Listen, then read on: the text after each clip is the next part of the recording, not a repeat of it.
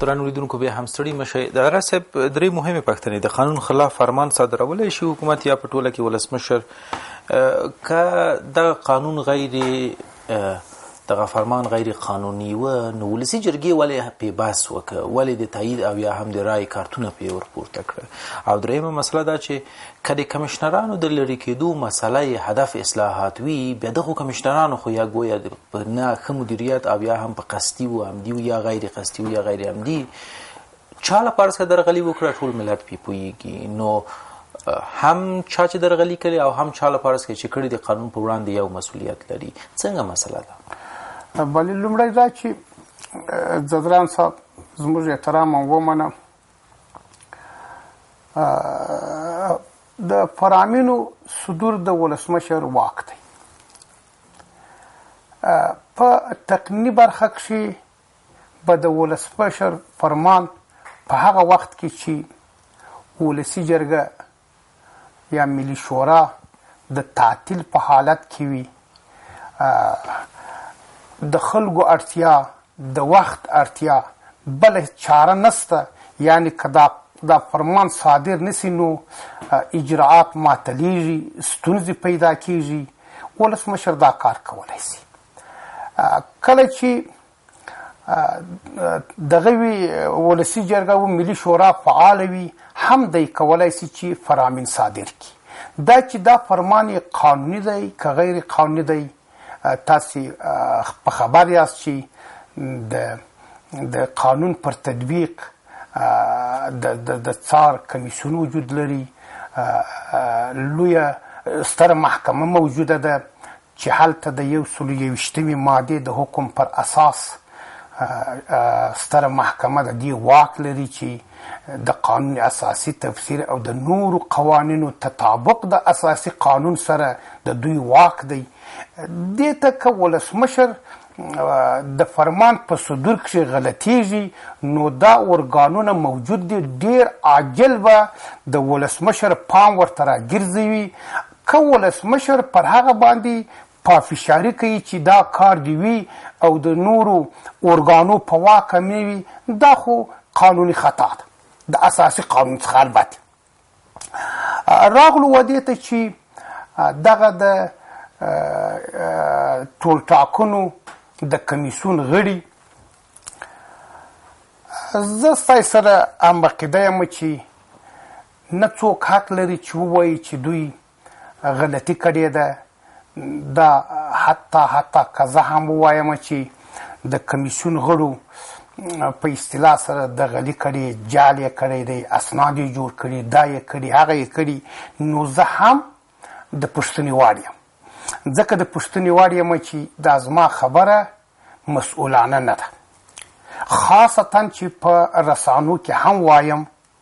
په عام محضر کې وایم، خلک هم په خبریږي، تور هم پر لګومه. دا خو دا زموږ په قوانینو کښې خپله څه شی دی خطا ده. ځکه چې تاسو اشاره ورته وکړله د یو عمل جرمي برخه، آیا دا فاعل څوک دی که نه دی، جرم واقع سوی که نه دی واقع سوی، دا د عدلي و قضایي ارګانو واک دی او قانون دا واک دوی ته سپارلی دی. موږ هم باید درناوی وکړو. دلته ستره محکمه موجوده ده، لوی څارنوالي موجود دی او د کشف ارګانونه موجود دي. موږ که دا د دوی احترام نه کوو نو د اساسي قانون د یو فصل احترام نه کوو. ځکه ستره محکمه یو فصل لري په اساسي قانون کښې، یا مثلا لوی څارنوالي یو صریح ماده لري په اساسي قانون کښې. زه ستاسې سره موافق یم. دا ټوله تبلیغات چې د دوی پر ضد کېږي، دا تبلیغات نه تنها قانونیت نه لري، بلکې هر تبلیغ یې د ور د دې دی چې لویه څارنوالي داخل د اقدام سي د هغه څه څخه چې په وخت پوره ده پوښتنه ځینې وکړي چې ته ولې دغه د ټولټاکنو د کمیسیون غړي د مخه د محکمې تر د حکم نه دغه کوي، دې ته دغسې تورونه پر لګوي. دا یې دوی خبرې. ولې دا چې ولسمشر فرمان ولې ولسي جرګه د مخه موږ دلته پر دې میز باندې څو دقیقې بحث پر وکړي چې په هغه وخت کې دا قانون اساسي پر څارنې پر تطبیق د څارنې کمیسیون باید هغه وخت دا غږ پورته کړی وای چې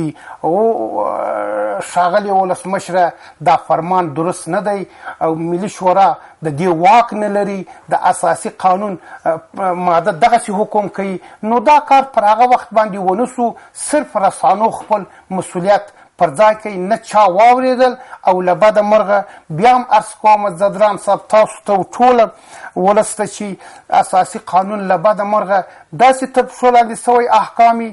حتی چا غږ نه دی پورته کړی متاسفانه یو تعداد مسؤول البته رسانو پورته کړی دی مسؤول ارګانو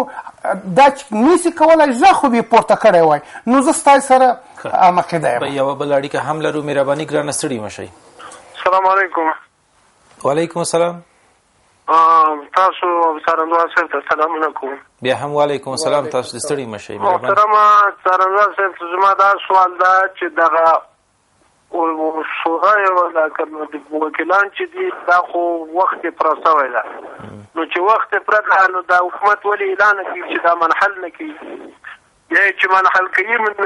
او معاشونه هم ورته ورکوي او باډي ګارډ هم ورته ورکوي حقونه هم ورته ورکوي بیا قانون هم ورته رالي بلې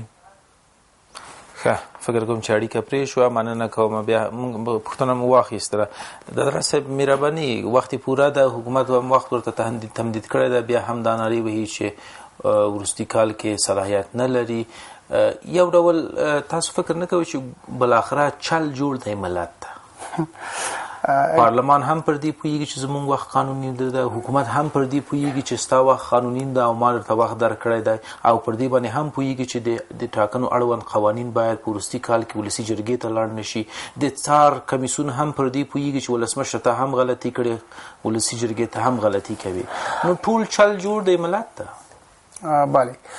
داسې دغه د څه نوم یې دی دا ورور نوم یې نه و نوم یې ونه خو هر څوک چې دی احترامات ورته وړاندې کوو پر ځای دی سوال وکړئ ولې هره ورځ پر دې باندې بحث کېږي عرض مې دا دی چې وروره په هر ملک کښې چې واک یې ترلاسه خطا سو د هر شي انتظار لره دا انتظار به لري آیا دا چې زما او ستا پر خاوره باندې د شپې بمبارد کېږي او ټوله کوچنیان لوی نر او ښځې د کوره وځي دا نو چیرې راغلی ده آیا دا چې خودسره عملیات کېږي او د بهرني هیواد وزیر دفاع وایي چې اوس نو زما عسکر په دې ملک کښې آزاد هر ځای چې وغواړي دوی عملیات کولی سي دا خاوره ستا ده که ده چې دی وایي زه هر ځای کولی سم چې عملیات وکړم ولی که څوک عملیاتو واک پیدا کوي آیا دا ملکیت زما دی ستا دی او که د بل چا دی وخت چې زما په خاوره کې څوک د مستقلانه عملیاتو واک لري زما په خاوره کې چې هر ځای غواړي دی عملیات کوي زما پر ونه باندې زما پر خاوره باندې زما پر دریاب باندې زما پر فضا باندې بمونه اوري نو ښه راځم مشخص استاد خبرې اوبه خو هلته خړې دي چې دلته بالفعل او بالقوه نظامي حضور وجود لري د بهرانیانو بالفعل او بالقوه حضور حتی د مستقل عملیاتو خبرې هم کوي با مسؤلیت کسانی راځو ودې ته چې تاسو وایاست د فرمان د په مورد کې چې ولې دا ولسي جرګه دوام ورته ورکوي زه درته وایم چې دا پوسټونه چې په دې حکومت کې تشکیل کړي دي او دا دوه کاله کېږي دا پوسټ ایجاد دی په ټوله اساسي ولسي ملي شورا خو د یو فصل په حیث لرمه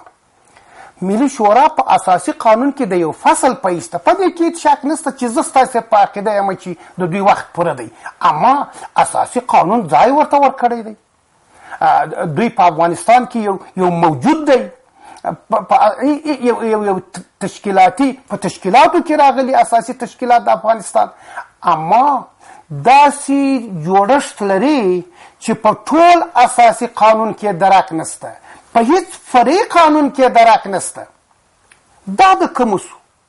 چې د هغه پر مبنا نو دا ټول خبرې جوړې سولې یوه خبر یم دا ده چې تاسې مهرباني وکړل زه هم ستاسې سره موافق یم چې وکالت مقید په زمان دی کله چې وخت پوره سو نو زمان ختم سو وکالت خود به خوده فسخه کیږي که معقل غوښت یا د افغانستان ملت غوښت هر څوک چې زړه و هغه به انتخابوي دا چې زمینه نه ورته مسایه ده دا بیا بله خبره ده نو زه خو به نه وایم چې په افغانستان کې اضطراري حالت دی په دې کې شک نشته چې بې امنیتي و دغه سرحد ته رارسېدلې ده صرف په اضطراري حالت کې زه کولی شم چې قانون اساسي تعدیل کړم او د یو وخت پورې مملکت په فرمانو رهبري کړم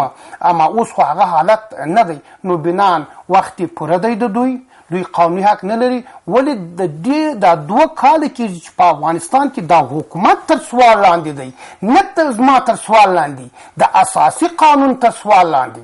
وخت چې اساسي قانون هلته نقص نو په نورو مواردو کې به هم دا ستونزې لرم بیا هم یو اړیکه لرو مهرباني ګرانه ځان مو راوپېژنئ. السلام علیکم. وعلیکم السلام. څوک؟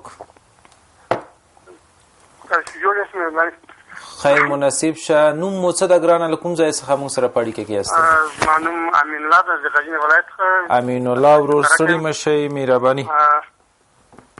زما یو پوښتنه دا وه چې دا وایي موږ انتخابات کوو یا مثلا انتخابات کوو دا په افغانستان په کوم ځای کې دي انتخابات اول زه مثال یو غزني ولایت ته کوم د غزني ولایت کې په کوم ځای کې انتخابات کوي د ما سره ته وایي د سوال هر څوک انتخابات کوي لاهور کې په مکرکه کې په افغان کې په سیلان کې په کوم ځای کې انتخابات د دشمن په لاس کې طالب په لاس کې په کوم ځای کې انتخابات کې د سبا وکیل وزیر مکنوي یا مو په غزني ولایت کې کوم وکیل دی یو ولسوالي دی مسکر دی کوم یو وکیل نه کوي باید د وکیل د غزني ولایت وکیل دی ما دا سوال د جمهوریت راکړي د ادارې راکړي هر څه چې راکړي د ما ته جواب راکړي دا یو د غزني ولایت کې یو ولسوالي می سره مولای اوس د نړۍ ولسوالي چا په لاس کې ده د ما تاسو ولې طالب مرکز عمل ته دی د سایډ مرکز عمل ته دی کوم چې انتخابات دي. بله ښه امین الله ورور مننه کوم د دغه سوال د جواب لپاره څخه حتی دا چې هڅه هم نه ده شوې چې حکومت د ګویا هڅه وکړي چې ملت ترې دا ځواب ورکړي چې راتلونکي ټاکنې څه ډول شفافې اوسي او څه ډول باید سراسري اوسي. یوازې هدف همدغه ټاکل شوی دی چې ګویا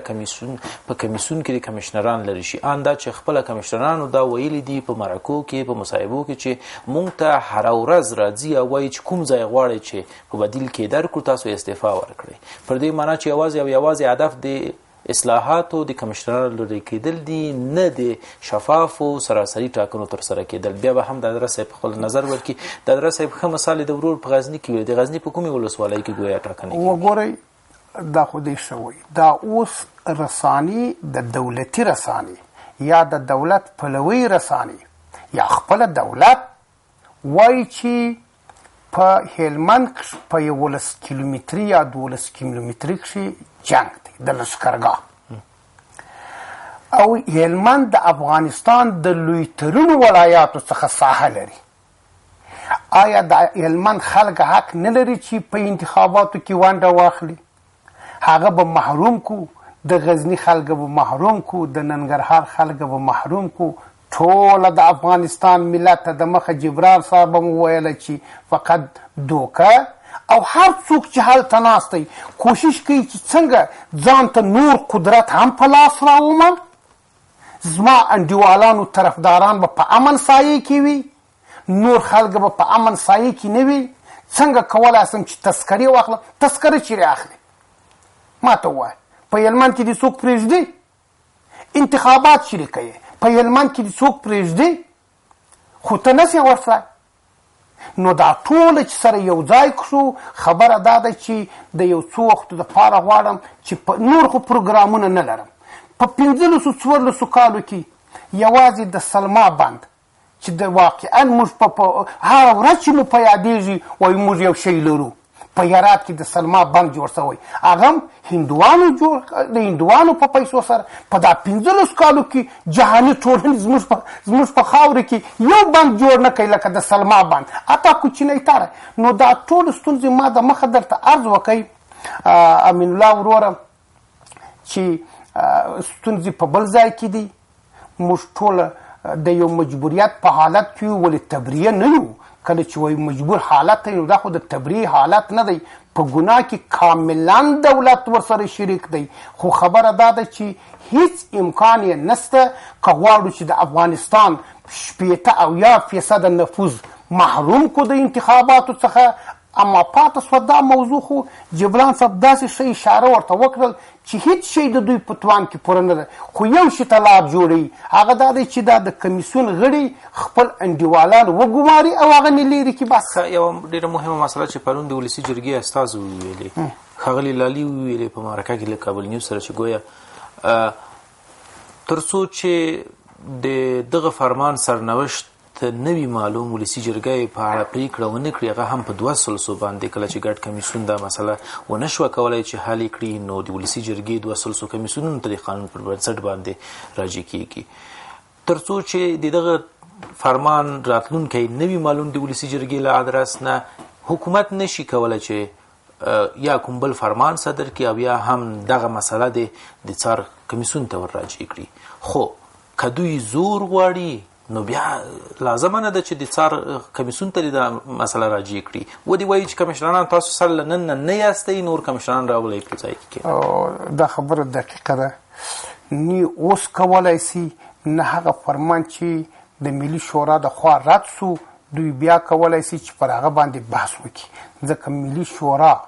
قانونا د افغانستان د ولسو نمایندګي کوي او یوازینی تقنینی مرجع د په افغانستان کې چې د قوانینو د جوړولو واک لري. نو په لحاظه د اولې ورځې باید دوی دا کار نه وای کړی، په اجنډا کې نه وای نیولې، خو هغه کار یې وکړي. اوس یې چې نیولې ده نو خدای د دوی پر دا خپل خبره ټینګ کړي چې د قانون د حاکمیت دپاره دغه کار وکړي او دا صلاحیت څوک نه لري، نه اوس یې لري نه سبا ته لري، ځکه چې د ملت استازو یا هغه یوازینی ارګان چې په افغانستان کښې د قانونګذاري واک لري دا فرمان رد کړي. دادره صاحب یوه پوښتنه شاته را پیدا ده، ټول ولس ته رښتیا هم چې دغه پوښتنه را ولاړه ده، لکه څنګه چې تاسو مخکې ورته اشاره وکړه چې دلته هغه قانوني مرجع وشته، کله چې ولسمشر خدای نخواسته په قوانینو کې په فرامینو کې تېروتنه وکړه نو هغوی به یې متوجه کوي. اوس اصلي مسله دا ده، موږ د ولسمشرۍ ماڼۍ کې، موږ اجرایه ریاست کې، موږ په ټول حکومت کې حقوقي سلاکاران لرو په ډېر زیات شمېرې باندې. دغه حقوقي سلاکاران رښتیا هم ولسمشر ته، اجرایه ریاست ته، اجرایه رئیس ته سلا مشورې ورکوي که نه؟ یوه مسله. او یا دا چې سلا مشورې ورکوي، ولسمشر او اجرایه رئیس دواړه پکې پر یوې موضوع کې نه کړي دي. دویمه مسله. یا دریمه مسله دا ده چې باوجود د دې چې ولسمشر ته مشورې ورکوي، ولسمشر او اجرایه رئیس قانع دي په همدغو مشورو چې دا خلاف یا دا هم قانوني ده، خو داسې یو فشار پې شته چې ګویا وس یې نه دی پوره، مجبوراً باید همدغه کار وکړي. جبران صاحب، که حقوقي سلاکاران او نور مسئولي مراجع د ولسمشر خلاف د قانون فرمان، خلاف د اساسي قانون فرمان باندې غږ نه پورته کوي، یا دا چې مشوره یې ورکړې هغه نه ده منلې، نو دي لطفا استعفا وکړي. دوی نسي کولی چې وایي چې موږ مشوره ورکړله خو ولسمشر ونه منل. که د استعفا توانمندي نه لري نو لطفا دي د رسانو څخه اعلان کړي چې زموږ نظر دا دی، د افغانستان ولسمشر ته مکتبا خپل نظر ورکړي، دغه حقوقي نظر. ولې دا چې ولسمشر یې نه مني د خپل کار دی. تر هغه وخته پورې چې دوی دغه خپل وړاندیز کتبا ولسمشر ته وړاندې نه کړي، یا د مطبوعاتو د لارې اعلان نه کړي، او یا په نهایت کې چې پوهېږي چې د ولسمشر د خوا د ولسمشري د خوا یو نه، دوه نه، درې نه، پنځه نه، هره ورځ د اساسي قانون نقص دی، نو دا مشکل یوازې په ولسمشر کې نه دی، بلکې د ولسمشري په ټوله معنی کې دی او د افغانستان په ټولو هغه مسؤلینو کې دی چې وظیفه هلته لري غږ دې راپورته کړي ولسمشر سره دې مشورې وکړي کله چې ولسمشر د دوی مشوره ونه منله نو په ډېر مېړنتوب دی د افغانستان ولس د دې څخه خبر کړي غیر له هغه هر مشکل چې راځي او هر تقنیني فرمان چې خلاف د قانون صادریږي او خلاف د قانون تطبیقیږي مسؤلیت هغه چاته هم متوجه دی چې مسؤلیت لري. دادره صاحب دا خو یو اړخ د مشاورینو د سلاکارانو بل اړخ دا چې ولسمشر پوهیږي که گویا له قوانینو څخه آګاهي نه لري او یا دا چې درېیمه مهمه مسله دا ده چې پوهیږي د دغو مشاورینو سلاکارانو مشورې ته غوږ نیسي او غواړي په همدغه اقدام وکړي خو داسې یو قوت شته چې گویا نه یې پرېږدي او د یو فشار په توګه استعمالیږي باید ملت دغه ډول یو واټن ورسره ونیسي له حکومت سره. هغه فرمول چې زه باور پر لرم هغه دا دی چې خارجي عامل په افغانستان کې د پرنسیپ خلاف استثناءً عمده سوی دی یعنی په افغانستان په ټولو پیښو کښې خاصتا د جنگ په دوام کښې خارجي عامل ډیر تاثیر لري نو دا ټوله پدیدې د خارجي عواملو سره زه تړم ځکه تړم چې پدیدې زه مرتبط مطالعه کوم پدیدې نسم کولای چې په مجرد ډول سره او په شکېدلي حالت سره مطالعه کم دا یو دوهم دا چې بله دا امکان نه لري چې ولسمشر جامع الکمالات وي دا امکان نه لري چې ولسمشر فیزیکدان هم وي حقوقدان هم وي اقتصاددان هم وي او په عین حال کښې بهترینه مدیر او ادارچي هم وي دا چې د مشاورینو اصول منځته راغلي دي دا د دې معنا لري چې باید مشاورین ورسره کښېني ولسمشر خبره ومني او دوی وکړي اصلي خبره پر دا ده چې که دوی مشوره ورکوي او ولسمشر یې نه مني نو هغه ستا خبره ده چې ګواکې ولسمشر غواړي چې په هر حالت کښې خپله خبره تطبیق کړي نو بیا د مستشارانو دا لازمه ده چې د خپل فراغت الذمې دپاره څه وکړي حد اقل د افغانستان ولس په جریان کې پرېږدي. دادره صاحب یوه مهمه اندېښنه چې ګویا ده اجرایه ریاست لکه څنګه چې تاسو هم ویلي دي بحثونه هم پېښ شوي دي له 2 کلونو راهیسې دا ویل شوي دي چې له اساسي قانون له اډانې څخه بهر یو جوړښت ده یعنې غیر قانوني یو جوړښت تپل شوی په دې ولس باندې اوس او د اجرایه رئیس ریاست او یا هم د رئیس ادعا دا وه چې ګویا په انتخاباتو کې درغلي او تقلب شوی د ولسمشر غیر قانوني ولسمشر نه ده د هغوی ادعا دا ده اوس که هر یو کمیشنر له دندې لرې کیږي یا استعفا ورکول کیږي او یا هم بل ځای ته ځي آیا دا شک په یقین نه تبدیلیږي چې ګویا رښتیا هم ولسمشر ته غیر قانوني راغلی دلته یعنی انتخاباتو کې درغلي شوې وه هغه دایه بیا د دوی اثبات رسوي چې ګویا رښتیا هم دلته انتخاباتو کې سل په سلو کې درغلي شوې ولسمشر درغلي کړې ده یا غیر قانوني ولسمشر. زه د ټول ټاکنو پر هغه برخې باندې چې بیروني تفتیش وسو باور لرم ځکه داسې نو نسي کېدلی چې نه خپل تفتیش منم نه ملي تفتیش منم نه سیمهیز تفتیش منم نه بیروني تفتیش منم دا چې ولسمشر زیاتې رایې وړې وي دا هم زه باور پر لرم ځکه چې دا چې پر وخت و زمان دوی اعلان نه کړه دا یې وخطا ولې د دې سیاسي حکومت پر تشکیل باندې هیڅ باور نه لرم د ولسمشر مشکل په دې کې دی چې د خپل نیمه صلاحیتونه خلاف د اساسي قانون و بل چاته ورکړل او هغه چاته یې ورکړل چې هغه اصلا نه باید دا کار سوی وای خو خبره و دې ته راځو چې یو ټکی چې د پام وړ دی د افغانستان د ولسمشري ته رسېدل د ټول ټاکنو پر اساس قانون دا چې د خپل وظایف او صلاحیتونه نیمه کړي دي دا د واک نه و دا د افغانستان د ملت امانت دی او د افغانستان د ملت امانت هیڅوک حق نه لري چې پر خپل سر او د ولس د اجازې او استیزان نه پرته و بل چاته وسپاري. مننه کوم دادره مهرباني چې وخت مو راکړ درنو لیدونکو له تاسو هم یوه دنیا مننه کوم په دې هیله چې قانون پلی شي تر بیا هم په الله سپارم بریالي اوسئ.